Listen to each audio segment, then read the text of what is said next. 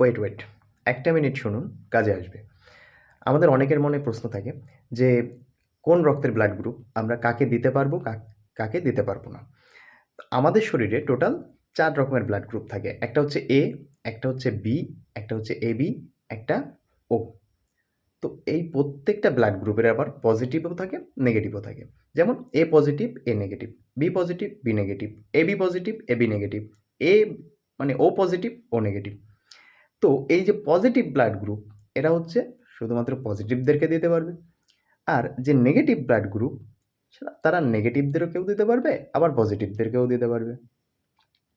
এখন প্রশ্ন হচ্ছে সার্বজনীন দাতা কে হবে আর সার্বজনীন গ্রহীতা কে হবে, মানে কে সবাইকে দিতে পারবে আর কে সবার থেকে নিতে পারবে। তো এই যে এবি ব্লাড গ্রুপ, এ অন্য সব ব্লাড গ্রুপদের থেকে রক্ত নিতে পারবে, বাট রক্ত দেওয়ার সময় শুধুমাত্র তার নিজস্ব গ্রুপ মানে এবি ব্লাড গ্রুপের মানুষদেরকেই রক্ত দিতে পারবে।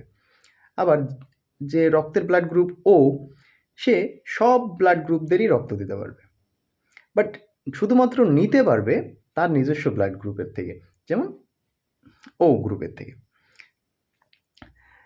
তো ওই যে আমি বললাম পজিটিভ আর নেগেটিভ, পজিটিভরা সবাইকে দিতে পারবে না, মানে নেগেটিভদেরকে দিতে পারবে, বাট নেগেটিভরা পজিটিভদেরকেও দিতে পারবে, আবার নেগেটিভদেরকেও দিতে পারবে। তাহলে সার্বজনীন যে দাতা, সে কে হচ্ছে ও নেগেটিভ, আর সার্বজনীন গ্রহীতা কে হচ্ছে এবি পজিটিভ।